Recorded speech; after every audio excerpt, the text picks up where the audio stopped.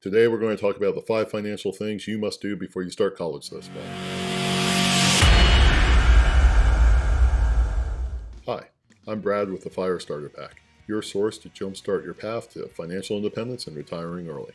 Today we're going to talk about 5 of the things you must do before you start college. Number 1, get a checking and savings account in your name. The second thing you must do is download your official credit reports, as well as grabbing a credit monitoring app such as Wallet Hub or Credit Karma. There's several of them that we'll discuss. The third thing you need to do is get your own credit card if you don't already have one. The fourth thing you need to do is go ahead and save up $500 or so for an emergency fund. And the fifth thing to do is figure out your health insurance. Getting a checking and savings account is going to be fundamental to setting up everything for your financial life. As soon as you turn 18, you're able to get a checking account and savings account in your own name. If you're not 18 yet, then you will need your parents or legal guardian to also be on the account. So why is a checking account very important? Number 1, you need a place to hold your money. And you need to hold money in some place other than just holding onto cash. Second, it makes it really easy for you to receive money and send money. In addition to a checking account, you also need to have a savings account as well. This is where you're going to store your money for your emergency account. Next, you need to pull up your official credit report. You may not have any credit history yet, and your reports might be very sparse. That's okay. That's actually where you should be right now. So the number one place to go is annualcreditreport.com. I'll have the link below as well as here in the video. And this is the official government site where you can get your credit report across all 3 of the credit bureaus. There are 3 main credit bureaus: Experian, Equifax, and TransUnion. I'll have a different video where we go into a lot of the details on those, but for right now, that's what you need to know. The reason why you want to pull your official credit report is to make sure there is no unauthorized or fraudulent activity on your record. Now, unfortunately, some of you will get a nasty surprise. Sometimes, young adults, they'll find fraudulent activity on their account. Sometimes, unfortunately, it was committed by a family member. If this happened to you, I'll put a link down below as well as some of the options that you might have to remedy that situation. Now, the credit report has a lot of information in it, and it's actually somewhat hard to digest. So what I recommend is downloading a free credit app such as Wallet Hub or Credit Karma. I'm not being sponsored by either of these apps. I use these apps myself. I just find them extremely easy to use, and they're very good at giving you instant notifications if something happens on your credit report. In addition, you can set up your own account at Experian.com that will also give you your credit score, a FICO credit score, whereas these apps give you a Vantage score. Now, for right now, you don't need to get into the differences between a Vantage or a FICO score, but for the most part, FICO scores are what are used by most lenders when they decide to issue credit. Vantage scores are not widely used for that purpose, but they are used for things such as rent or when you go to rent a place and things like that. So they both are important to keep track of and make sure that your score stays as high as possible. Now, I'm going to have a whole series of videos dealing with managing your credit and managing your credit score. But for right now, just download those apps and start monitoring things. So another nice service is run by Discover. They have a site called creditscorecard.com, link below. This is a site that you can also check your FICO.8 score, but in addition, they set up some alerts for you as well that check things like your social security number being used, things happening on the dark web and things like that. So it's another good option and resource that I also personally use myself to keep track of my information. Now, number 3 on our list, we're ready to talk about getting you a credit card. There are 2 approaches to start with getting your first credit card. The first approach we're going to talk about is becoming an authorized user. Becoming an authorized user means somebody that already has a credit card goes ahead and adds you as an authorized user on that account. So this means that credit card company will issue you a credit card tied to that account. In addition, they're going to report that you have this card to the credit bureaus. And this is a key reason why you want to do this. You want to become an authorized user on, typically it's going to be your parents' credit card.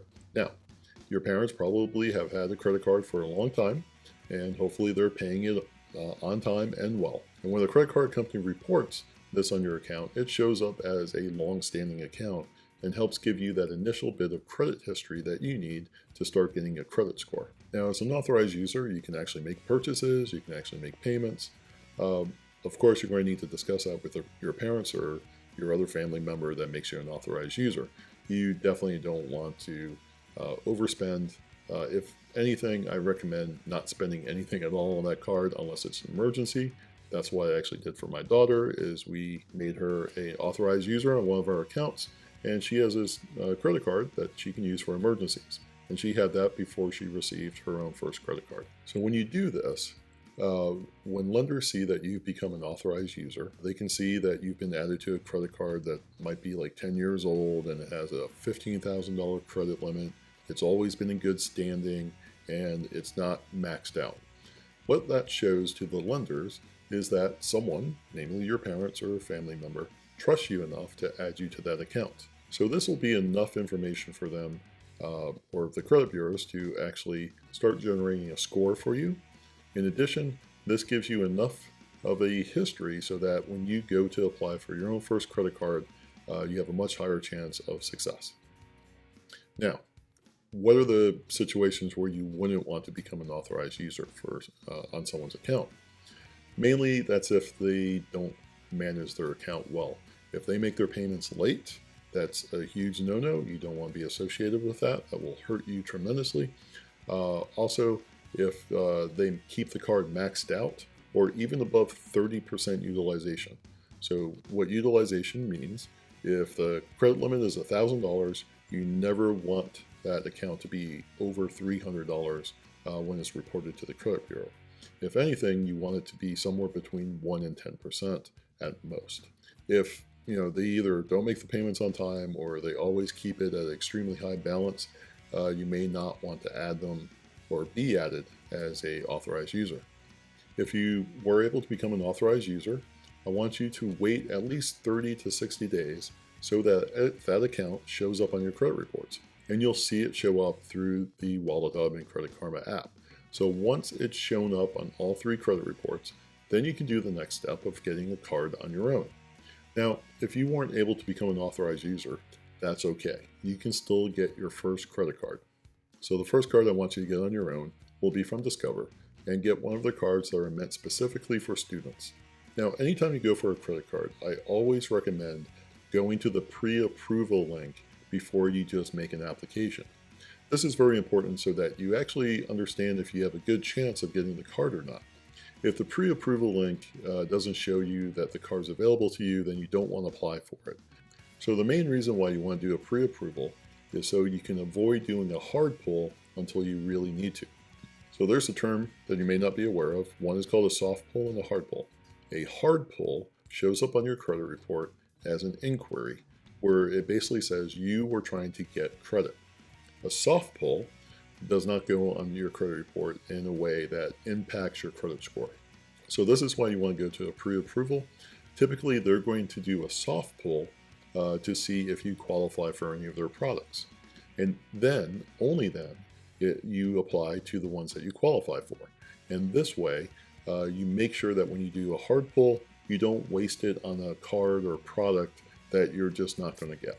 You'll notice when you go to the pre-approval link that they ask if you have a checking or savings account. That's one of the reasons why we said go ahead and open one up. Now, many students get held up that they don't have a job yet, so they don't have income. Well, we recommend, when you go to school that you get a part-time job or you do something on the side to make a little bit of income.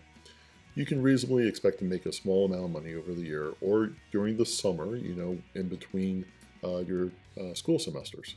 So go ahead and put in a reasonable value there. I recommend putting in somewhere between $6,000 to $8,000, which is reasonable for what you can make over the summer and then during a part-time job while you're going to school. And notice you don't have to have the job yet. If you look at the language on that pre-approval link, they'll say the amount that you can reasonably expect to earn. So this is your future earnings that you're going to be talking about here. Now, after you go through the pre-approval process, you should be presented with some cards. Now, don't go for the most fanciest card yet, because there still is a risk that you may not get approved.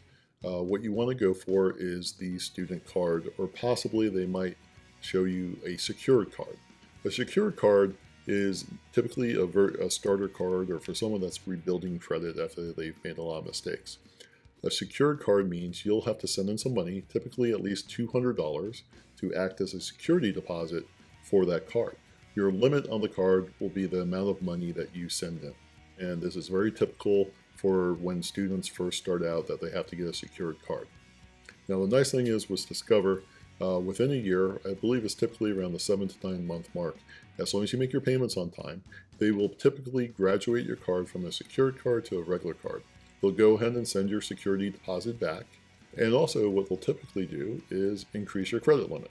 So now you have a full-fledged credit card, you'll have an okay credit limit, and now you can build upon that.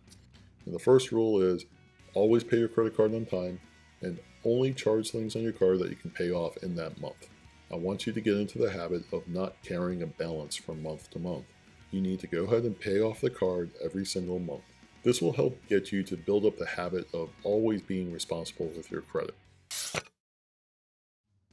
Now, the fourth thing on the list is to build up an emergency fund for any unexpected expenses. And this is one of the common traps that people get into. When they have an unexpected expense and they don't have an emergency fund, they have to scramble and try to borrow money. Maybe they do a payday loan, or they rack up a lot of charges on their credit card that they can't pay off very quickly. So this is a trap that you don't want to get into, where you end up racking up debt that's typically high interest and becomes very difficult to pay off and costs you a lot more money in the long run. So this is why you want to have that emergency fund built up. Typically, as you get older, you want to have at least 3 to 6 months of living expenses. Now, you're just getting started out in college, so that's not really a viable option for you. But setting a goal of $500 is a very easy, tangible goal that you should strive for.